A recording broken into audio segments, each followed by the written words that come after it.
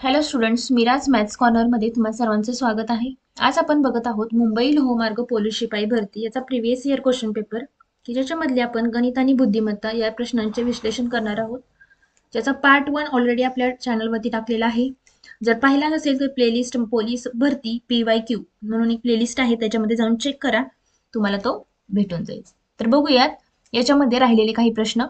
रामरावांकडून श्यामरावांनी 26 जानेवारी 2016 पासून 21 मार्च 2016 या तारखेपर्यंत दररोज 1.5 लिटर दूध घेतले.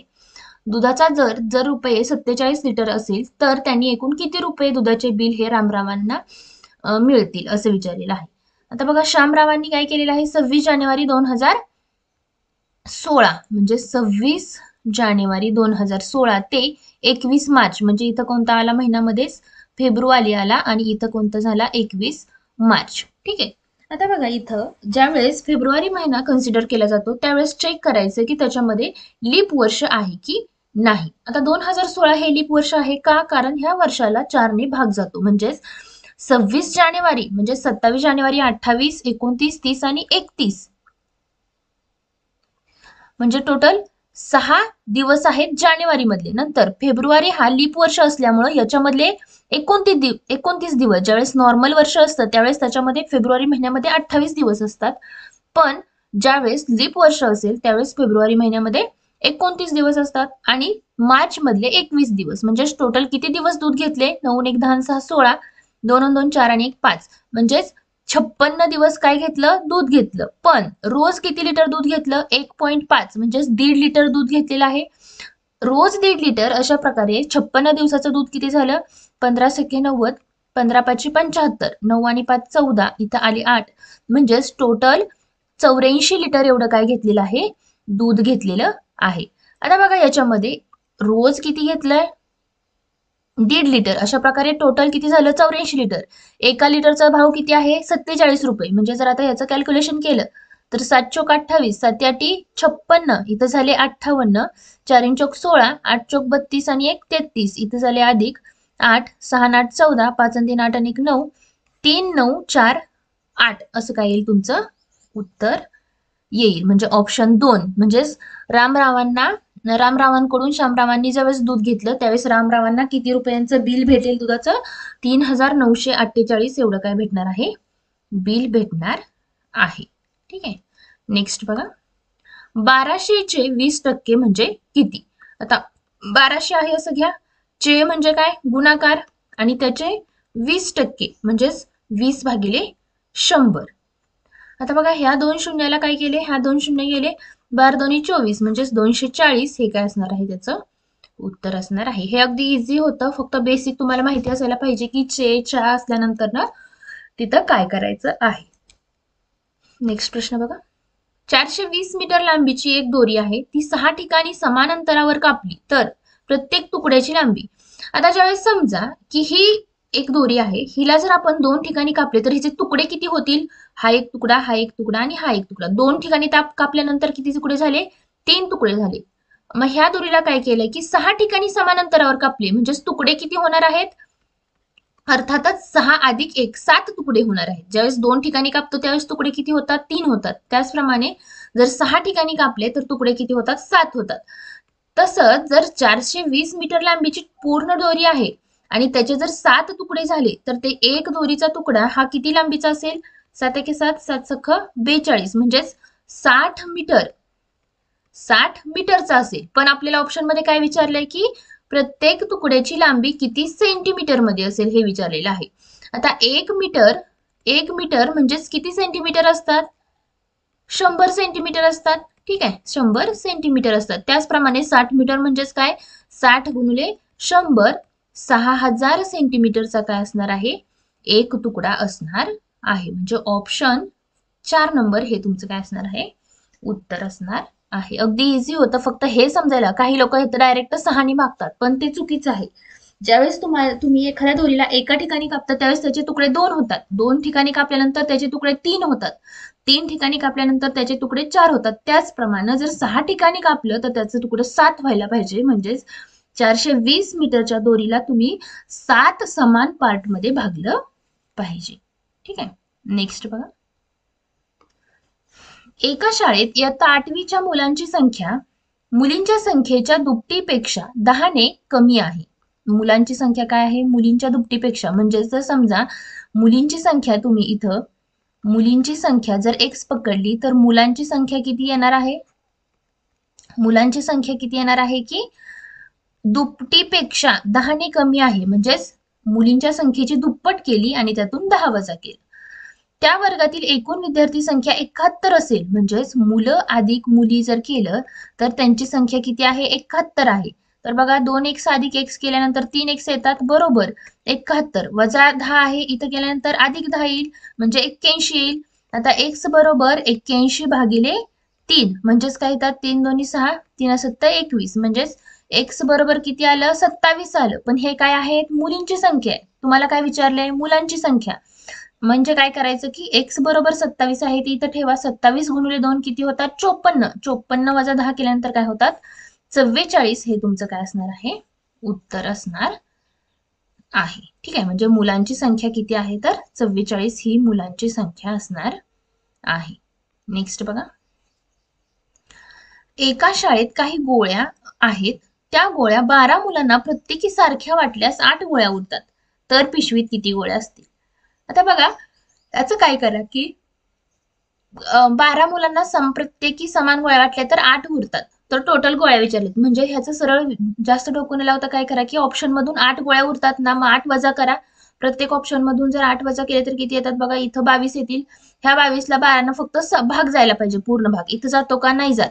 बघा पुन्हा इथं वजा 8 करा, भाग 20 करा आणि 20 ना पुन्हा इथं याला भागाकार करा, नाही जात. 80 वजा 8 केल्यानंतर किती येतात बघा. इथं राहतात 2 आणि इथं राहतात 12 आणि इथं 12 1 12 12 संग 72 म्हणजेच किती असणार आहेत? 72 गोळ्या असणार आहेत की ज्या 12 मुलांना 6 6 अशा वाटल्या तर 72 राहतात आणि 72 अधिक 8 केल्यानंतर किती होतात? तर 80 होतात. म्हणजेच त्या पिशवीत किती गोळ्या असतील? तर 80 गोळ्या असणार आहेत. काय केलं? प्रत्येक ऑप्शन मधून 8 गोळ्या शिल्लक राहतात. म्हणजेच काय? ज्यावेळेस त्या संख्येला आपण 12 ने भागतो त्यावेळेस बाकी काय राहायला पाहिजे? 8 राहायला पाहिजे. ते तुमचं उत्तर असणार आहे. नेक्स्ट बघा. एक दुकानदार कॅमेऱ्याच्या छापील किमतीवर 8% सूट देतो. त्याने एक कॅमेरा 4600 रुपयास विकला तर त्याने त्या कॅमेऱ्याची छापील किंमत किती? आता सूट किती भेटते? 8% सूट भेटते. म्हणजेच काय? छापील किंमत आणि इथं काय आहे? सूट. छापील किंमत 100 असेल तर सूट किती भेटते? 8 सूट भेटते. म्हणजेच ती काय झाली? त्याची विक्री किंमत. आणि ही काय झाली? छापील किंमत. जर छापील किंमत 100 असेल आणि सूट जर 8 रुपये भेटत असेल तर त्याची विक्री किंमत किती झाली? 92 रुपये झाली. त्याचप्रमाणे जर विक्री किंमत 4600 असेल तर छापील किंमत किती असणार आहे? x रुपये एवढी असणार आहे. म्हणजे याचा जर तिरकस गुणाकार केला तर बघा किती येतो? 100 गुणिले 4600 भागिले 92 बरोबर x. आता बघा इथं कितीने भाग जातो? 4 2 8, 4 त्रिक 12, 4 1 4, 4 1 4, 2 4 5 20 आणि 0. 23 1 23, 23 5 आणि इथं 0. 50 गुणिले 100 म्हणजेच काय झालं? 5000 ही काय असणार आहे? त्या कॅमेराची छापील किंमत असणार आहे. ठीक आहे. काय केलं की फक्त सूट वरून काय काढलं? त्याची विक्री किंमत काढली. विक्री किंमत आणि छापील किंमत याचं जर तुम्ही रिलेशन लावलं तर तुम्हाला काय भेटतंय की विक्री किंमत दिलेली आहे, त्याच्यावरून तुम्हाला छापील किंमत भेटणार आहे. नेक्स्ट बघा. 11 ते 20 दरम्यानच्या मूळ संख्यांची बेरीज व संयुक्त संख्यांची बेरीज यातील फरकास खालीलपैकी कोणत्या संख्यांनी निशेष भाग जातो ते निवडायचं आहे तुम्हाला. 11 ते 20 दरम्यानच्या मूळ संख्या कोणत्या आहेत बघा. दरम्यानच्या म्हटलंय. दरम्यानच्या म्हणजे काय? 11 पण नाही यायला पाहिजे आणि 20 पण नाही यायला पाहिजे. म्हणजेच 13 17 आणि 19 ह्या काय झाल्या? मूळ संख्या झाल्या. मूळ संख्या झाल्या. 7 आणि 3 10, 10 आणि 9 19 आणि इथं किती राहतात? 4 49 झाले. नंतर संयुक्त संख्या कोणत्या आहेत बघा. संयुक्त संख्या म्हणजेच काय? की ज्या संख्या मूळ नाही आहेत. म्हणजेच बघा 12 नंतर 15 नंतर 16 17 नाही येणार, 18 19 पण नाही येणार कारण ती मूळ संख्या आहे आणि 20 तर नाही कारण ती इथं कोणती संख्या राहिलेली आहे? 14 एक संख्या राहिलेली आहे. 12 नंतर 13 नसेल तर 14 म्हणजे 4 आणि 2 6, 6 आणि 6 12, 12 आणि 5 17, 17 आणि 8 25, 2 3 4 5 6 आणि 7 75. आता काय केलंय की संयुक्त संख्या यांच्या बेरजेतील फरक म्हणजे यांच्या बेरजेतील असा जर फरक काढला तर किती होतो बघा, 36 हा फरक जातो. ठीक आहे,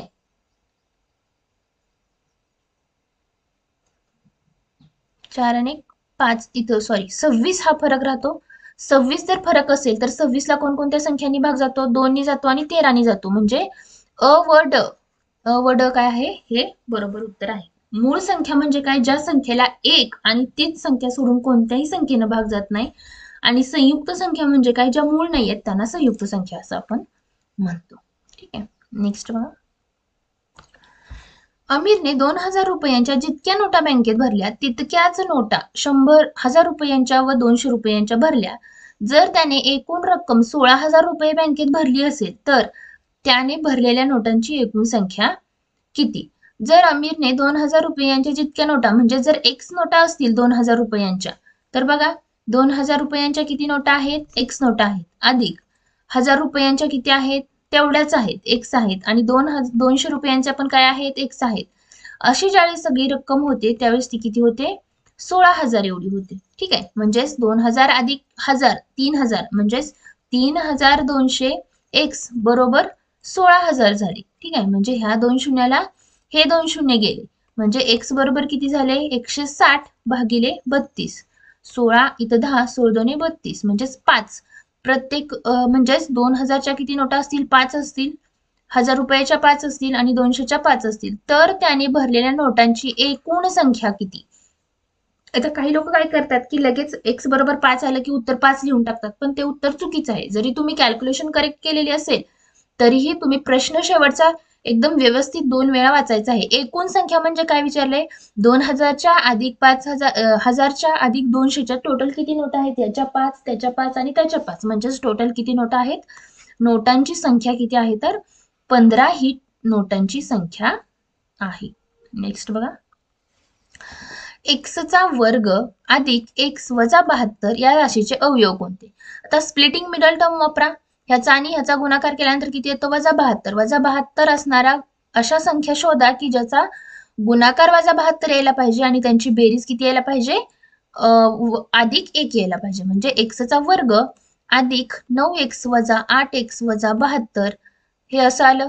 ब्रॅकेटमध्ये एक्स काढा, एक्स अधिक 9, नंतर इथं वजा 8, इथं काय येईल, एक्स अधिक 9 म्हणजे काय येईल, एक्स अधिक 9 आणि एक्स वजा 8 हे तुमचं काय येईल, उत्तर येईल. म्हणजेच तुमचं ऑप्शन काय असणार आहे, एक्स अधिक 9 आणि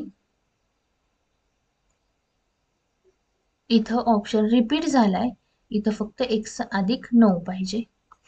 म्हणजेच ऑप्शन ए हे तुमचं उत्तर येईल. नेक्स्ट बघा. 3 व्यक्तींच्या वयांची सरासरी ही 24 आहे.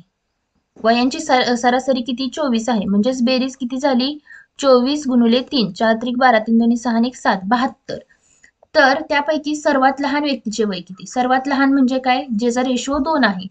आता बघा ह्यांची ही गुणोत्तर दिलेलं आहे, त्यांचे किती भागांमध्ये रूपांतर केलेलं आहे, 7 आणि 3 10 2 12, टोटल 12 भाग आहेत. त्यातले 2 हे काय आहे की सर्वात लहान व्यक्तीचं वय आहे.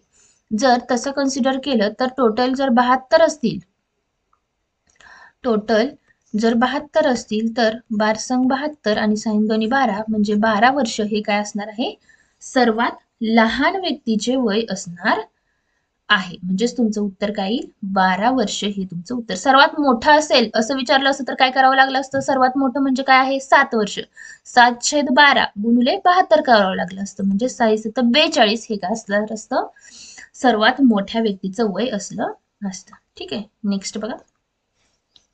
फक्त 2 अंकी संख्येत 2 हा अंक किती वेळा येतो? आता हे जर मला डायरेक्ट उत्तर माहिती नसेल तर पटकन मी लिहून काढणार. 2 अंकी सगळ्या मोठ्या संख्या काढा, 12, 12 नंतर 20, 20 नंतर 21, 22, 23, 24, 25, 26, 27, 28, 29, 32, 42, 52, 62, 72, 82 आणि 92. आता किती 2 आहेत ते पटकन मोजायचे. 1 2 3 4 5 6 7 8 9 10 11 12 13 14 15 16 17 18 आणि 19. 19 काय आहेत, 2 ही अंक असणार. 2 हा अंक 2 अंकी संख्येत किती वेळा येतो तर 19 वेळा येतो. नेक्स्ट बघा. 44 सेंटीमीटर परिमिती असलेल्या चौरसाचे क्षेत्रफळ ही 44 सेंटीमीटर परिघ असणाऱ्या वर्तुळाच्या क्षेत्रफळापेक्षा कितीने कमी असेल. 44 सेंटीमीटर परिमिती असलेल्या चौरसाचं क्षेत्रफळ म्हणजे त्याच्यावरून काय भेटेल तुम्हाला, बाजू भेटेल. जर चौरसाची परिमिती 44 असेल तर त्याची बाजू काय असणार आहे, अर्थातच 4 गुणिले बाजू हे तुमचं सूत्र आहे. म्हणजे 4 झाले आणि हे 11 ही काय असणार आहे, बाजू असणार आहे. मग त्याचं क्षेत्रफळ कसं असेल, बाजूचा वर्ग म्हणजे 121 हे काय झालं, चौरस सेंटीमीटर हे काय झालं, त्याचं क्षेत्रफळ झालेलं आहे. आता बघा आता बघा 44 हे काय झालं, नंतर परिघ, वर्तुळाचा परिघ जर 44 असेल म्हणजेच 2 गुणिले पाय गुणिले आर झाला. म्हणजेच 44 गुणिले इथं काय 7 न गुणायचं भागिले 2 गुणिले 22 बरोबर आर असं येईल. म्हणजेच 22 एके 22, 22 दोन्ही 44, 2 ला 2 गेलं म्हणजेच आर बरोबर काय झालं, 7 झालं. तर वर्तुळाचं क्षेत्रफळाचं सूत्र काय आहे, पाय आरचा वर्ग. म्हणजेच पाय किती झाला, 22/7 आणि आरचा वर्ग म्हणजेच 7 दोन्ही 14 आणि 1 15, 154 आणि 121 हे काय झालं, क्षेत्रफळ झालेले आहेत.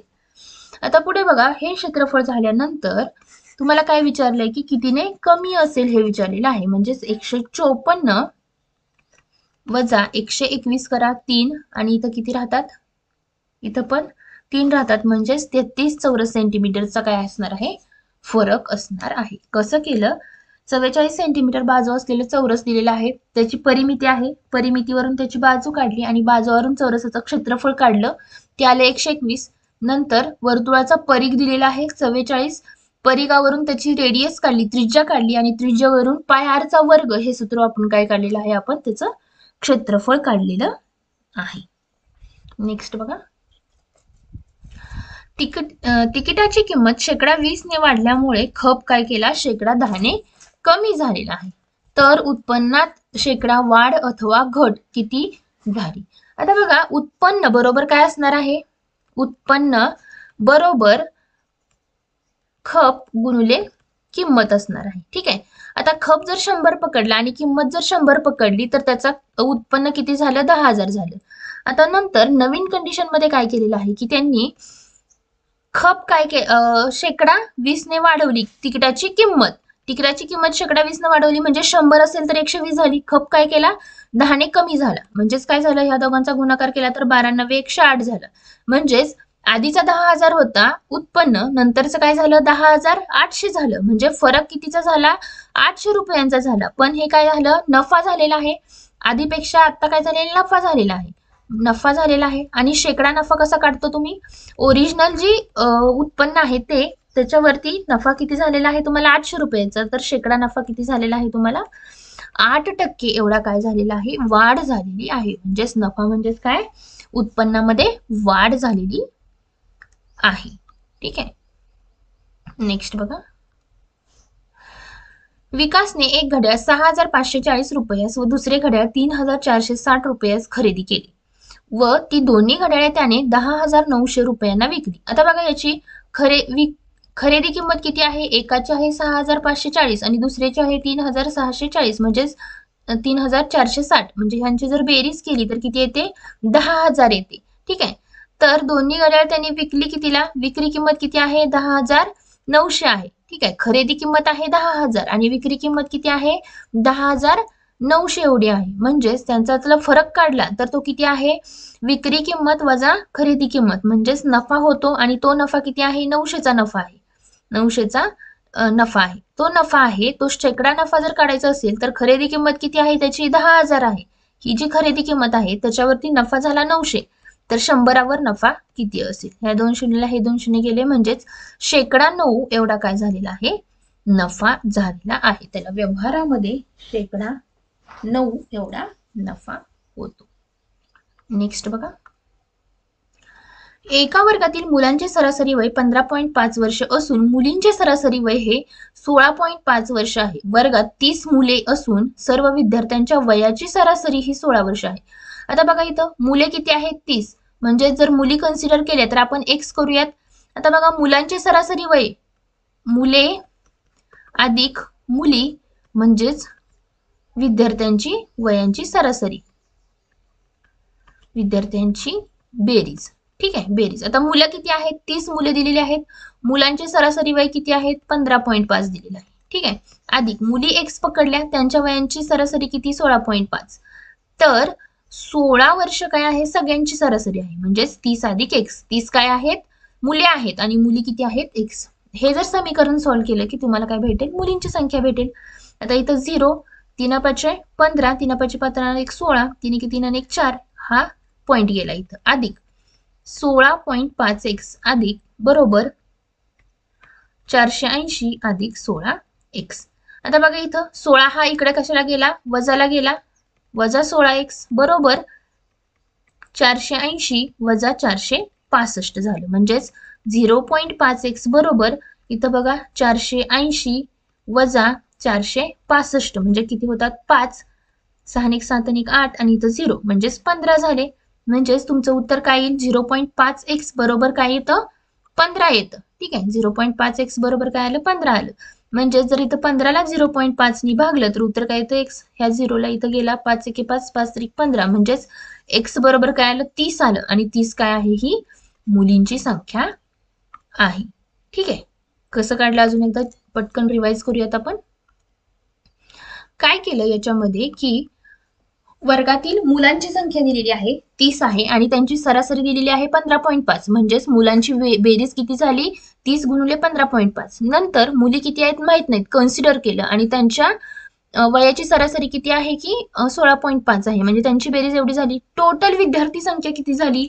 मुलं आहेत 30 अधिक मुली आहेत एक्स. ह्या सगळ्यांची जर सरासरी काढली तर किती दिली आहे? 16 दिली आहे. म्हणजेच टोटल विद्यार्थी संख्या गुणुले सरासरी केली की त्यांची बरोबर बेरीज येईल. आणि हे समीकरण फक्त सॉल्व्ह केलं आणि सॉल्व्ह केल्यानंतर तुम्हाला एक्स बरोबर 30 आलं आणि 30 काय असणार आहे?